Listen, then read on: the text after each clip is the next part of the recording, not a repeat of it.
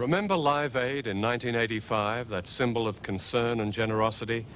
Did you know that during that year, the hungriest countries in Africa gave twice as much money to us in the developed world as we gave to them? There was another famine last year. Perhaps you were one of those who took part in Red Nose Day. Did you know that before that day was over, the equivalent of all the money that Comic Relief had raised in Britain, about £12 million, had come back to the rich countries? For every day this amount is given by the poorest to the rich as interest payments on loans that most of them never asked for or knew existed.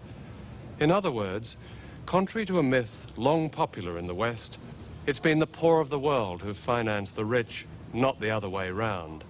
And this film sets out to explain why. It's also a film about war. A war you don't see on your television screens, for it's seldom news. It's been described as a silent war. Instead of soldiers dying, there are children dying. More than 500,000 in 1 year, according to the United Nations. That's more than twice the number of dead in the Gulf War. Instead of the bombing of bridges, there's the tearing down of forests and other natural resources, the bulldozing of farmland, and the running down of schools and hospitals. In many ways, it's like a colonial war. The difference is that these days, people and the resources are controlled not by viceroys and occupying armies, but by other, more sophisticated means, of which the principal weapon is debt.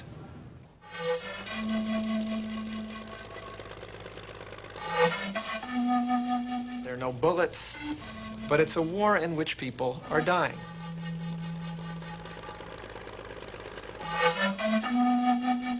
War and debt are exactly the same thing, except for one point, which is that nobody needs to occupy territory today. Well, in the 1980s, the World Bank and IMF and the US government and the British government would say to developing countries, you cut government spending, you increase exports, you privatize, or you won't get new loans. Belt tightening is what it's